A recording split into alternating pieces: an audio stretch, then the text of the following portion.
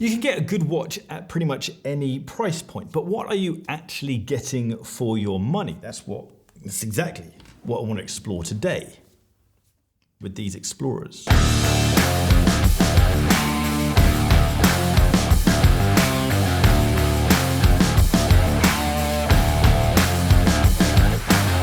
have 4 watches based around the concept of the Rolex Explorer. We've got 2 Rolex Explorers themselves. We've got a Tudor Black Bay Pro, and we've got a Christopher Ward C63. First, a bit of background around the Rolex Explorer II. It was first launched in 1971 with the reference 1655. It was a watch designed for splunking, people exploring caves, which is a very niche hobby or activity. I often think that watch brands come up with cool watch designs and then they brainstorm, what can we apply this to? What story can we make up? The concept is for a highly legible sports watch which has good water resistance, a 24-hour hand and a fixed 24-hour bezel. Professional explorers can be stuck in caves for a long period of time, and so you need to know whether it's 3 p.m. or 3 a.m. Within the Rolex world, the Explorer II is an underdog. It's not as loved anywhere near as much as a Submariner or a Daytona or a Pepsi. In my eyes, I think it's highly sexy, but it's kind of the non-sexy, non-luxurious side of Rolex. And I quite like that. All 4 of these watches perfectly fit the criteria of what's needed to be an Explorer II, a splunking watch, but they're all at very different price points. £1,000, £3,000, £5,000 and £8,000. But we're going to explore where that money's gone. What are we actually getting for that money? I've split this up into various categories so we can focus in on different elements of the watch, and then I'm going to grade each part out of 4. As a quick overview of each of the watches, starting from Christopher Ward up to the modern Explorer II. The Christopher Ward is called a C63 Sealander GMT. The case is stainless steel and it's 39mm wide, 11.85mm thick, and it has a 45.8mm lug-to-lug measurements. The lugs themselves are 20mm. It has a water resistance of 150 meters, and the movement inside it is based on the Sleater SW330-2. It has a 56-hour power reserve and is accurate from -20 to plus 20 seconds a day. This costs £1,050. Next up, we have the Tudor Black Bay Pro. Again, it's stainless steel case, 39mm wide, quite a bit thicker at 14.6mm thick, 47mm lug to lug, and we also have 20mm lugs. This has the greatest water resistance at 200 meters, and the movement inside is the in-house Tudor movement, the MT5652. This has 70 hours of power reserve and is COSC certified, accurate from -4 to plus 6 seconds a day. The price of Black Bay Pro is $3,750 on a bracelet.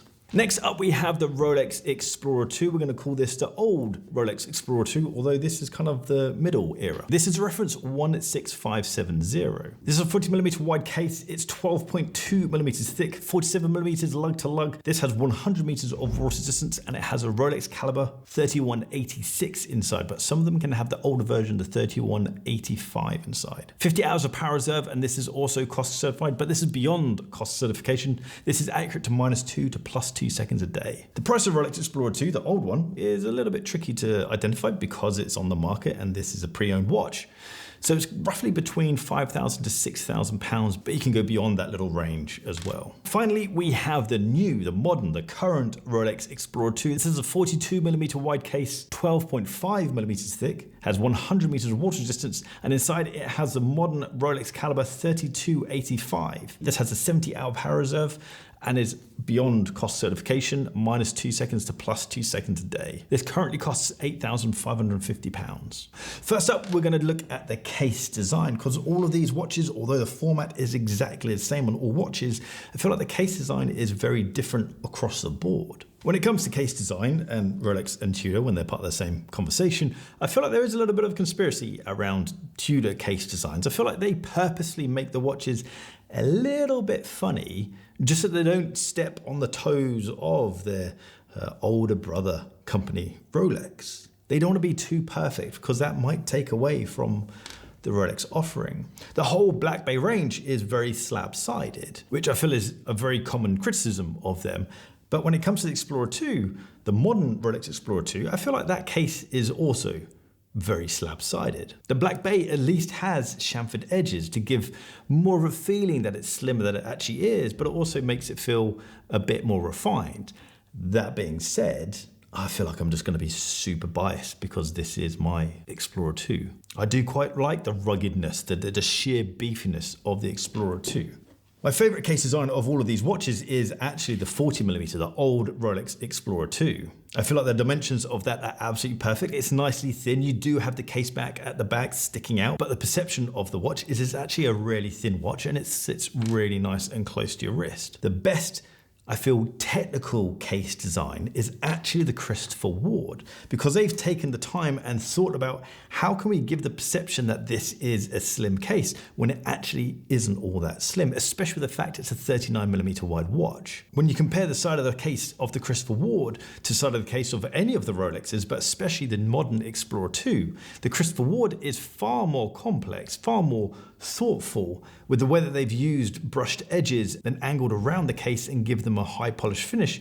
All of that gives a perception that it's a thin watch, when actually the measurements, it's not all that thin. I don't understand why the modern Explorer II or why the Black Bay Pro is so thick. It can't be down to the fact that it needs water resistance, because water resistance isn't actually that high. It must just purely be down to design. To rank the case designs, I'd give 4 points to the old Explorer II, 3 points to the modern Explorer II, 2 points to the Christopher Ward, and then 1 point to the Black Bay Pro.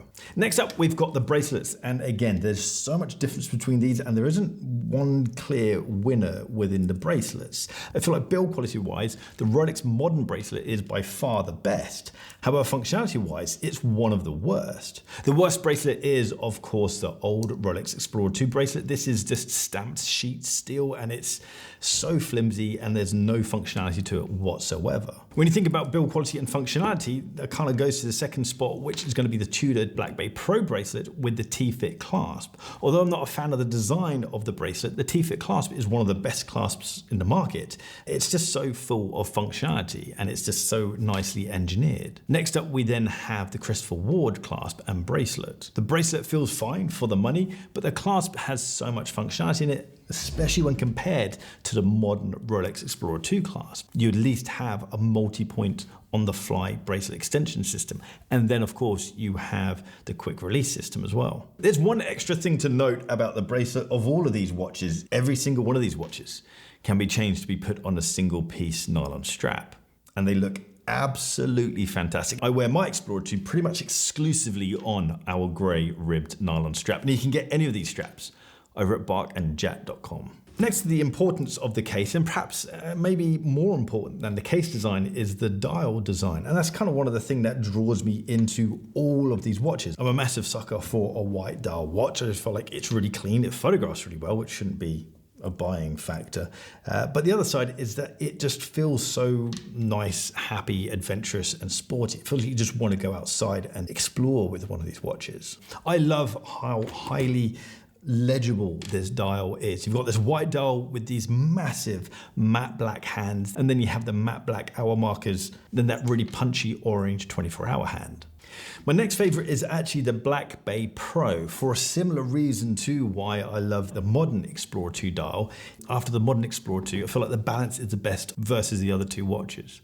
I do really like the old Explorer II dial. It has this nice kind of newish vintage, modern vintage feel to it with the very thin, very dainty text on the dial. I'm not a massive fan of the red 24-hour hand. I prefer the orange, and that then leads me onto the Christopher Ward.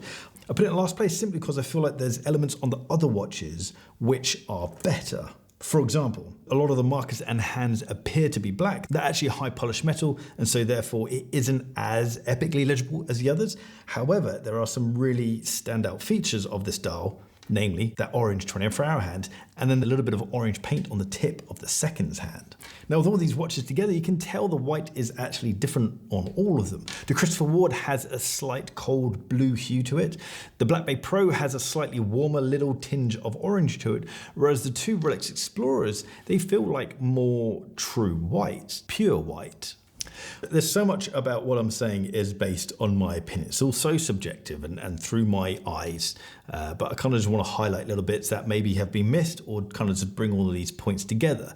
But one point which I feel like has a clear hierarchy is the movement, because there's just facts behind it. It is so objective as to which is better.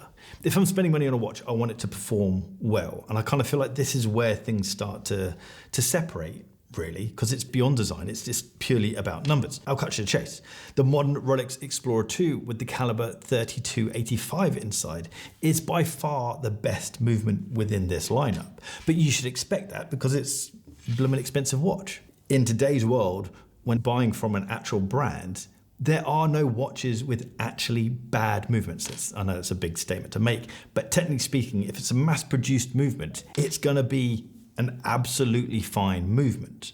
So the cheapest watch in this lineup, £1,000 watch, is powered by a Sleater SW330. The base caliber of that movement is such a widely used movement throughout the whole industry through brands at so many different price points. You've obviously got Christopher Ford, you've got Oris, you've got Tag Heuer, you've got Hublot. All of these guys have used movements based on the base caliber of this watch. It's just a good, tried and tested workhorse movement. That being said, the performance of this movement is nowhere near that of the more fancy watches.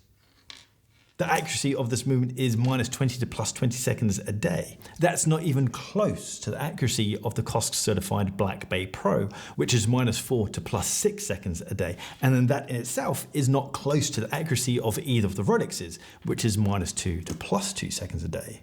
Then you get into other features like anti-magnetism or shock resistance, and naturally, the more you spend, the better movement you get. So to rank these movements, I put the modern Rolex Explorer II right at the top. I'd actually put the Tudor Black Bay Pro and the old Rolex Explorer II movement joint, because I kind of feel like there's pros and cons of both movements. The Black Bay Pro, you have a higher power reserve, which in the real world is really useful to be able to take your watch off for a couple of days, put it on, and it's still ticking. However, the movement in the old Explorer II is significantly more accurate, and so it's kind of pros and cons as to what's more important to you. You then, in third place, you got the Christopher Ward, but it makes sense. It's a lot cheaper. Now we have to talk about branding, because all of these brands are really quite different. Although there's quite obviously a connection between Tudor and Rolex, there's still a difference between them. But the perception of those brands is very different. And then even more so when you look at Christopher Ward. Often when we buy products, we're buying into that brand because we trust it. And so that label, that brand name, carries a lot of weight. Again, there's a clear hierarchy here that we can't really argue. There's Rolex, Tudor, and then Christopher Ward. But to then flip that hierarchy round, let's talk about price. So the ranking with that would simply be Christopher Ward in the first position because it's the cheapest. Then you have the Tudor, then you've got the old Explorer II, and then you've got the modern Explorer II. Now, I'm not trying to say you should buy this watch over that watch. I'm just trying to highlight different aspects of each of the watches, especially as I have all of them in front of me. I'm a massive believer in you buying what you want to have. The important thing is being able to identify what it is you actually want from that watch. For example, I'd love to get myself a nice vintage Explorer II, a 1655. These things can go into the tens of thousands, and I don't want to spend tens of thousands on a watch, especially an Explorer II style watch. So I have to ask myself, what is it I like about the Explorer II? Well, I like the adventurous feel of it, I like the sporty feel of it, I like the idea of a watch that can just be rugged and go anywhere and not have to worry about it. Cool, well that's not this £20,000, £30,000 vintage Explorer II. Yes, it's got the adventurous feel about it, but it's not a go anywhere, do anything watch, especially when it's compared to the build quality of watches today. That's how I ended up with a modern Explorer II, because it has that adventurous feel. It isn't £20,000, £30,000, but it is also much more robust and rugged. I have got this wrong in the past. I bought myself a 5513 from 1985. I wanted a simple time-only relaxed watch I could wear anywhere, my everyday watch. I got it, and it turned out to feel epically flimsy. It felt delicate. The acrylic crystal was really delicate. I felt like the bezel was about to pop off at any moment. It just wasn't the watch that I thought it would be. I wanted a good looking watch, and it absolutely was that good looking watch, but it wasn't the rugged, wear every day kind of watch I wanted it to be. So as a conclusion to all of this, I guess a starting point would be looking at the scores of which watch has which score. So the modern Explorer II has come out on top with 20 points.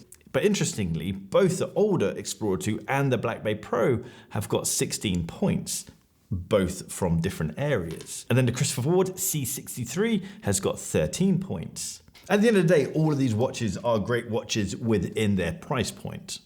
All of them have their own place within the watch world, and all of them win in their own little areas. For example, the Christopher Ward would win if you don't really care about branding, you're not too worried about a high-end performing movement, and you just want an affordable, adventurous watch. The Tudor would win if you value branding a bit more. You want a high-performing movement and a good build quality with more functionality, but you don't want to spend Rolex level of money. The older Explorer II would win if you value branding, you like the vintage feel, and you don't mind sacrificing on the build quality. You want a high performing movement, but then maybe value retention is an important factor for you. The newer Explorer II would win if, again, you value branding, you don't mind the oversized case, and you just want the latest, greatest, high-performing, adventurous watch. That being said, there is a caveat to that. If you do have £9,000 burning a hole in your pocket, you genuinely don't care about branding, and you're not too fussed about a high-performing movement, I would still go for the newer Explorer II. I feel like it would just make sense for you to do that. There's something that only you can figure out within all of this is if you want an Explorer II, you don't want to go modern or you don't want to spend $8.5 grand on a watch, then you need to figure out which one of these will genuinely scratch your itch for the Explorer II. And I speak from experience, and I'll leave you with one last story. My first big watch purchase was a 40mm, the older Explorer II, the 16570. I bought this 11 years ago and it cost, I think, £2,700 at the time. A couple of years later, I sold it so I could buy my next watch, and I always regretted that sale. I always wanted my Explorer II back. After a couple of years, that price had jumped up to around £4,000, £5,000, and I just couldn't justify spending nearly double the money on the same watch. So I looked elsewhere for Explorer II alternatives, and I came across this absolutely killer Grand Seiko SBGN001. It's powered by the 9F quartz movement, and it's absolutely fantastic. However, it didn't stop me wanting an Explorer II. Annoyingly, in the years of me debating whether I should buy an Explorer II, the price just kept going up and made it even harder for me to justify buying the old Explorer II back again. In 2021, Rolex updated the 42mm Explorer II. They gave it a new movement, they updated the case, and they updated the bracelet. And that became the watch that I wanted. That ultimately was the watch that I went for, and it did scratch the itch. I still lust over the vintage 1655, but for now, this current Explorer II absolutely does it for me. My ultimate Explorer II would actually be a combination of all of these. It would be the modern build quality of the modern Explorer II, that movement, but put into the 40mm Explorer II case.